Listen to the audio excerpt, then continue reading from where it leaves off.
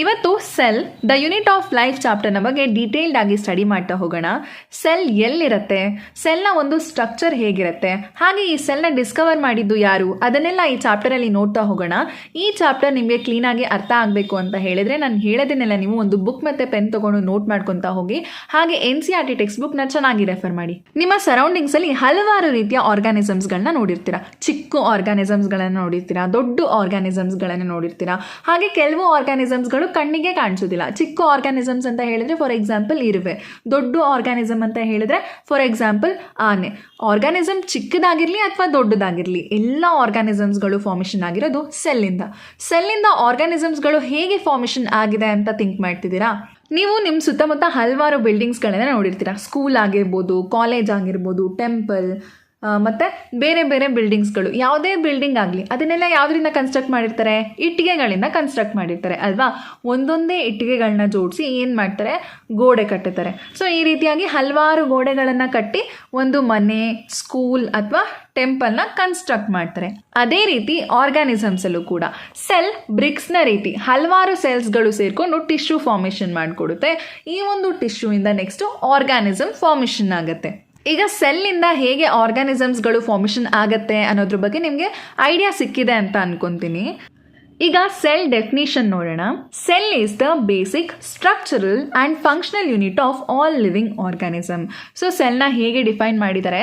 Cell ಎಲ್ಲ living ಆರ್ಗಾನಿಸಮ್ಸ್ಗಳ basic structural ಹಾಗೆ ಫಂಕ್ಷನಲ್ ಯೂನಿಟ್ ಆಗಿದೆ. ಹಾಗೆ cell is also called as a building block of all living organisms. So ಸೆಲ್ನ ಎಲ್ಲ ಲಿವಿಂಗ್ ಆರ್ಗಾನಿಸಮ್ಸ್ಗಳ ಬಿಲ್ಡಿಂಗ್ ಬ್ಲಾಕ್ ಅಂತ ಹೇಳಿ ಕರೀತಾರೆ. ಯಾಕೆ ಬಿಲ್ಡಿಂಗ್ ಬ್ಲಾಕ್ ಅಂತ ಹೇಳಿ ಕರೀತಾರೆ ಅಂತ ನಿಮಗೆ ಅರ್ಥ ಆಗಿದೆ ಅಂತ ಅನ್ಕೊತೀನಿ. ನಾವು ಈಗ ತಾನೇ ಎಕ್ಸಾಂಪಲ್ ನೋಡಿದ್ವಿ, ಹೇಗೆ ಮನೆಗಳನ್ನ ಕಟ್ಟೋದಕ್ಕೆ ಬ್ರಿಕ್ಸ್ ಬಿಲ್ಡಿಂಗ್ ಬ್ಲಾಕ್, ಹಾಗೆ ಎಲ್ಲ ಲಿವಿಂಗ್ ಆರ್ಗಾನಿಸಮ್ಸ್ಗಳನ್ನು ಕನ್ಸ್ಟ್ರಕ್ಟ್ ಮಾಡೋದಕ್ಕೆ cell is the building block. ಈಗ ಸೆಲ್ನ ಯಾಕೆ ಬೇಸಿಕ್ ಸ್ಟ್ರಕ್ಚರಲ್ ಹಾಗೆ ಫಂಕ್ಷನಲ್ ಯೂನಿಟ್ ಅಂತ ಹೇಳಿ ಕರೀತಾರೆ ಅಂತ ನೋಡೋಣ. ಸೆಲ್ನ ಸ್ಟ್ರಕ್ಚರಲ್ ಯೂನಿಟ್ ಅಂತ ಹೇಳಿ ಯಾಕೆ ಕರೀತಾರೆ ಅಂತ ನೋಡೋದಾದರೆ, ಸೆಲ್ಸ್ ಡಿಫ್ರೆಂಟ್ ಸ್ಟ್ರಕ್ಚರ್ಸ್ಗಳನ್ನು ಫಾರ್ಮೇಷನ್ ಮಾಡಿಕೊಡುತ್ತೆ. ಫಾರ್ ಎಕ್ಸಾಂಪಲ್ ಕಾರ್ಡಿಯಾಕ್ ಸೆಲ್ಲಿಂದ ಹಾರ್ಟ್ ಫಾರ್ಮೇಷನ್ ಆಗುತ್ತೆ. ಅದೇ ರೀತಿ ಹೆಪಾಟಿಕ್ ಸೆಲ್ಲಿಂದ ಲಿವರ್ ಫಾರ್ಮೇಷನ್ ಆಗುತ್ತೆ. ನ್ಯೂರಾನ್ಸಿಂದ ಬ್ರೈನ್ ಫಾರ್ಮೇಷನ್ ಆಗುತ್ತೆ. ಈ ರೀತಿಯಾಗಿ ಸೆಲ್ಸ್ಗಳು ಡಿಫ್ರೆಂಟ್ ಸ್ಟ್ರಕ್ಚರ್ಸ್ಗಳನ್ನು ಫಾರ್ಮೇಷನ್ ಮಾಡಿಕೊಡೋದ್ರಿಂದ ಇದನ್ನು ಸ್ಟ್ರಕ್ಚರಲ್ ಯೂನಿಟ್ ಅಂತ ಹೇಳಿ ಕರೀತಾರೆ. ಹಾಗೆ ಸೆಲ್ನ ಫಂಕ್ಷನಲ್ ಯೂನಿಟ್ ಅಂತ ಹೇಳಿ ಯಾಕೆ ಕರೀತಾರೆ ಅಂತ ನೋಡೋದಾದರೆ, ಒಂದು ಸಿಂಗಲ್ ಸೆಲ್ ನಾರ್ಮಲ್ ಆರ್ಗಾನಿಸಮ್ಸ್ಗಳು ಪರ್ಫಾರ್ಮ್ ಮಾಡೋ ಅಂಥ ಒಂದು ಫಂಕ್ಷನ್ಸ್ಗಳನ್ನು ಕ್ಯಾರಿ ಔಟ್ ಮಾಡೋ ಅಷ್ಟು ಕೇಪಬಲ್ ಆಗಿರುತ್ತೆ. Next level of organisation. So level of organisation ನೋಡೋದಾದರೆ, ಗ್ರೂಪ್ ಆಫ್ ಸೆಲ್ಸ್ಗಳು ಸೇರಿಕೊಂಡು ಟಿಶ್ಯೂನ ಫಾರ್ಮೇಷನ್ ಮಾಡಿಕೊಡುತ್ತೆ. ಗ್ರೂಪ್ ಆಫ್ ಟಿಶ್ಯೂ ಆರ್ಗನ್ನ ಫಾರ್ಮೇಷನ್ ಮಾಡಿಕೊಡುತ್ತೆ. ಗ್ರೂಪ್ ಆಫ್ ಆರ್ಗನ್ಸ್ಗಳು ಸೇರಿಕೊಂಡು ಆರ್ಗನ್ ಸಿಸ್ಟಮ್ನ ಫಾರ್ಮೇಷನ್ ಮಾಡಿಕೊಡುತ್ತೆ. ಸೊ ಗ್ರೂಪ್ ಆಫ್ ಆರ್ಗನ್ ಸಿಸ್ಟಮ್ಗಳೆಲ್ಲ ಸೇರಿಕೊಂಡು ಆರ್ಗಾನಿಸಮ್ನ ಫಾರ್ಮೇಷನ್ ಮಾಡಿಕೊಡುತ್ತೆ. ಆರ್ಗನ್ ಮತ್ತು ಆರ್ಗನ್ ಸಿಸ್ಟಮ್ಗೆ ಎಕ್ಸಾಂಪಲ್ ಕೊಡೋದಾದರೆ, ಇಲ್ಲಿ ಸ್ಟೊಮಕ್ ಇದೆ. ಸ್ಟೊಮಕ್ ಬಂದು digestive organ. So number of digestive ಆರ್ಗನ್ಸ್ಗಳೆಲ್ಲ ಸೇರಿಕೊಂಡು ಡೈಜೆಸ್ಟಿವ್ ಸಿಸ್ಟಮ್ನ ಫಾರ್ಮೇಷನ್ ಮಾಡಿಕೊಡುತ್ತೆ. ಫಾರ್ ಎಕ್ಸಾಂಪಲ್ ಫುಡ್ ಪೈಪ್ ಆಗಿರ್ಬೋದು, ಸ್ಟೊಮಕ್, ಹಾಗೆ ಲಾರ್ಜ್ ಇಂಟೆಸ್ಟೈನ್, ಸ್ಮಾಲ್ ಇಂಟೆಸ್ಟೈನ್, ಇದೆಲ್ಲ ಆರ್ಗನ್ಸ್ಗಳು ಸೇರಿಕೊಂಡು ಡೈಜೆಸ್ಟಿವ್ ಸಿಸ್ಟಮ್ನ ಫಾರ್ಮೇಷನ್ ಮಾಡಿಕೊಡುತ್ತೆ. ಆ ಒಂದು ಡೈಜೆಸ್ಟಿವ್ ಸಿಸ್ಟಮ್ನ ನಾವು ಆರ್ಗನ್ ಸಿಸ್ಟಮ್ ಅಂತ ಹೇಳಿ ಕರಿತೀವಿ. ನಂಬರ್ ಆಫ್ ಆರ್ಗನ್ ಸಿಸ್ಟಮ್ಸ್ಗಳೆಲ್ಲ ಸೇರಿಕೊಂಡು ನೆಕ್ಸ್ಟು ಆರ್ಗಾನಿಸಮ್ನ ಫಾರ್ಮೇಷನ್ ಮಾಡಿಕೊಡುತ್ತೆ. ಈಗ ಸ್ಮಾಲೆಸ್ಟ್ ಸೆಲ್ ಯಾವುದು, ಲಾರ್ಜೆಸ್ಟ್ ಸೆಲ್ ಯಾವುದು ಮತ್ತು ಲಾಂಗೆಸ್ಟ್ ಸೆಲ್ ಯಾವುದು ಅಂತ ತಿಳ್ಕೊಳ್ಳೋಣ. ಸ್ಮಾಲೆಸ್ಟ್ ಸೆಲ್ ಬಂದು ಮೈಕೋಪ್ಲಾಸ್ಮಾ. ಇದು 0.3 ಮೈಕ್ರೋಮೀಟರ್ ಅಷ್ಟು ಲೆಂತ್ ಇರುತ್ತೆ. ಹಾಗೆ ಲಾರ್ಜೆಸ್ಟ್ ಸೆಲ್ ಬಂದು ಆಸ್ಟ್ರಿಚ್ ಎಗ್. ಇದು ಅಬೌಟ್ 1.5 kg ಅಷ್ಟು ವೆಯ್ಟ್ ಇರುತ್ತೆ. ಹಾಗೆ ಲಾಂಗೆಸ್ಟ್ ಸೆಲ್ ಬಂದು ಬ್ಲೂ ವೇಲ್ದು ನರ್ವ್ ಸೆಲ್. ಇದು 25 ಮೀಟರ್ ಅಷ್ಟು ಲಾಂಗ್ ಇರುತ್ತೆ. ಡಿಸ್ಕವರಿ ಆಫ್ ಸೆಲ್ ಹೇಗೆ ಡಿಸ್ಕವರ್ ಆಯಿತು, ಹಾಗೆ ಈ ಒಂದು ಸೆಲ್ನ ಡಿಸ್ಕವರ್ ಮಾಡಿದ್ದು ಯಾರು ಅನ್ನೋದನ್ನು ತಿಳ್ಕೊಂಡ ಬರೋಣ. ಫಾರ್ ದ ಫಸ್ಟ್ ಟೈಮ್ ಸೆಲ್ನ ಡಿಸ್ಕವರ್ ಮಾಡಿದ್ದು ರಾಬರ್ಟ್ ಹುಕ್ ಅನ್ನೋರು.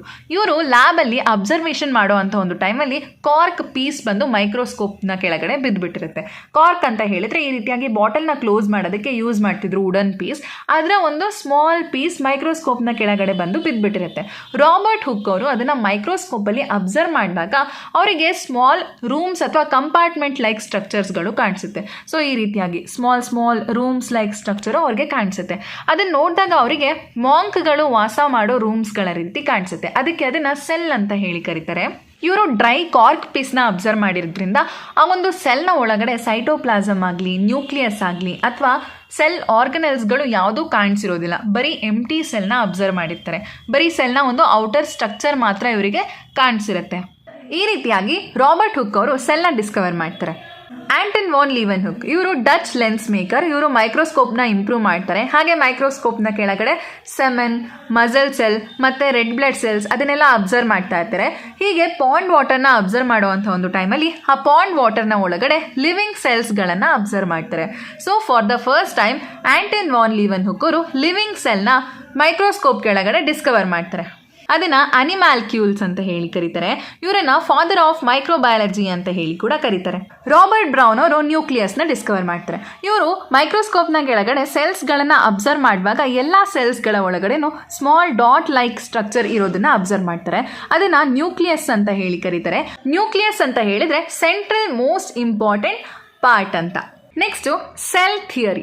ಮಥಿಯಾಸ್ ಶ್ಲಿಡನ್ ಮತ್ತು ಥಿಯೋಡೋರ್ ಶ್ವಾನ್ ಇವರಿಬ್ಬರು ಸೇರಿಕೊಂಡು ಸೆಲ್ ಥಿಯರಿನ ಪ್ರಪೋಸ್ ಮಾಡ್ತಾರೆ. ಮಥಿಯಾಸ್ ಶ್ಲಿಡನ್ ಇವರು ಎಲ್ಲ ಪ್ಲಾಂಟ್ಸ್ಗಳನ್ನು ಸ್ಟಡಿ ಮಾಡಿ ಪ್ಲಾಂಟ್ಸ್ಗಳೆಲ್ಲ ಸೆಲ್ಸಿಂದ ಫಾರ್ಮೇಷನ್ ಆಗಿದೆ, ಡಿಫ್ರೆಂಟ್ ಟೈಪ್ ಆಫ್ ಸೆಲ್ಸಿಂದ. ಸೊ ಈ ಒಂದು ಸೆಲ್ಸ್ಗಳು ನೆಕ್ಸ್ಟು ಪ್ಲಾಂಟ್ಸಲ್ಲಿ ಪ್ಲಾಂಟ್ ಟಿಶ್ಯೂನ ಫಾರ್ಮೇಷನ್ ಮಾಡಿಕೊಡುತ್ತೆ ಅಂತ ಹೇಳಿ ಹೇಳ್ತಾರೆ. ಹಾಗೆ ಪ್ಲಾಂಟ್ ಸೆಲ್ಗಳನ್ನು ಸ್ಟಡಿ ಮಾಡಿ ಪ್ಲಾಂಟ್ ಸೆಲ್ಗಳು ಸೆಲ್ ವಾಲಿಂದ ಸರೌಂಡ್ ಆಗಿರುತ್ತೆ.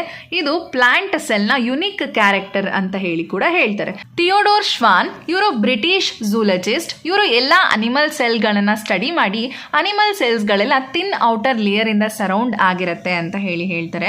ಆ ಒಂದು ಥಿನ್ ಔಟರ್ ಲೇಯರ್ನ ಇವತ್ತು ಪ್ಲಾಸ್ಮಾ ಮೆಂಬ್ರೇನ್ ಅಂತ ಹೇಳಿ ಕರಿತೀವಿ. ಇವರಿಬ್ರು ಸೇರಿ ಹೈಪೋಥೆಸಿಸ್ನ ಪ್ರಪೋಸ್ ಮಾಡ್ತಾರೆ. ಅದರ ಪ್ರಕಾರ ಪ್ಲಾಂಟ್ಸ್ ಮತ್ತು ಅನಿಮಲ್ಸ್ಗಳ ಒಂದು ಬಾಡಿ ಸೆಲ್ಸ್ ಹಾಗೆ ಸೆಲ್ಸ್ನ ಪ್ರಾಡಕ್ಟ್ಸಿಂದ ಫಾರ್ಮೇಷನ್ ಅಥವಾ ಕಂಪೋಸ್ಡ್ ಆಗಿದೆ ಅಂತ ಹೇಳಿ ಹೇಳ್ತಾರೆ. ಈ ರೀತಿಯಾಗಿ ಇವರಿಬ್ರು ಸೇರಿ ಸೆಲ್ ಥಿಯರಿನ ಪ್ರಪೋಸ್ ಮಾಡ್ತಾರೆ. ಆದರೆ ಈ ಒಂದು ಸೆಲ್ ಥಿಯರಿಯಿಂದ ಹೊಸ ಸೆಲ್ ಹೇಗೆ ಫಾರ್ಮೇಷನ್ ಆಗುತ್ತೆ ಅನ್ನೋದಕ್ಕೆ ಆನ್ಸರ್ ಸಿಗೋದಿಲ್ಲ. ನೆಕ್ಸ್ಟು ರುಡಾಲ್ಫ್ ವಿರ್ಕೋ ಬರ್ತಾನೆ. ರುಡಾಲ್ಫ್ ವಿರ್ಕೋ ಹೊಸ ಸೆಲ್ ಹೇಗೆ ಫಾರ್ಮೇಷನ್ ಆಗುತ್ತೆ ಅನ್ನೋದನ್ನು ತಿಳಿಸ್ಕೊಡೋದ್ರ ಮುಖಾಂತರ ಸೆಲ್ ಥಿಯರಿಗೆ ಫೈನಲ್ ಶೇಪ್ ಕೊಡ್ತಾನೆ.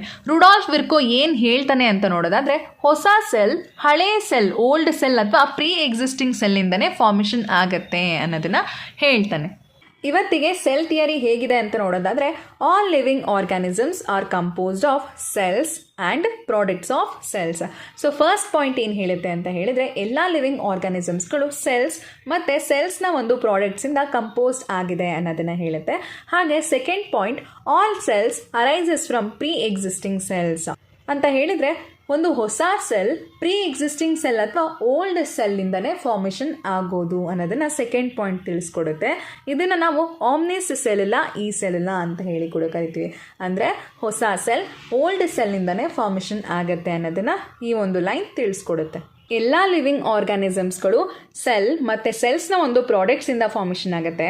ಹಾಗೆ ಆಮ್ನಿಸ್ ಸೆಲ್ಯುಲಾ ಈ ಸೆಲ್ಯುಲಾ ಅಂತ ಹೇಳಿದ್ರೆ ಹೊಸ ಸೆಲ್ ಪ್ರೀ ಎಕ್ಸಿಸ್ಟಿಂಗ್ ಸೆಲ್ಲಿಂದ ಫಾರ್ಮೇಷನ್ ಆಗುತ್ತೆ. ನೋಡಿ, ಒಂದು ಸೆಲ್ ಇದೆ, ಅದು ಡಿವೈಡ್ ಆಗಿ ಏನಾಗುತ್ತೆ, ಹೊಸ ಸೆಲ್ನ ಫಾರ್ಮೇಷನ್ ಮಾಡಿಕೊಡುತ್ತೆ. ಮತ್ತು ಈ ಸೆಲ್ ಡಿವೈಡ್ ಆಗಿ ಏನು ಮಾಡುತ್ತೆ, ಹೊಸ ಸೆಲ್ನ ಫಾರ್ಮೇಷನ್ ಮಾಡಿಕೊಡುತ್ತೆ. ಈ ರೀತಿಯಾಗಿ ಸೆಲ್ ಡಿವಿಷನ್ನ ಮುಖಾಂತರ ಹೊಸ ಸೆಲ್ ಫಾರ್ಮೇಷನ್ ಆಗುತ್ತೆ. ಫಾರ್ ಎಕ್ಸಾಂಪಲ್, ಎಲ್ಲ ಆರ್ಗ್ಯಾನಿಸಮ್ಸ್ಗಳು ಕೂಡ ಸಿಂಗಲ್ ಸೆಲ್ ಝೈಗೋಟಿಂದ ಫಾರ್ಮೇಷನ್ ಆಗುತ್ತೆ.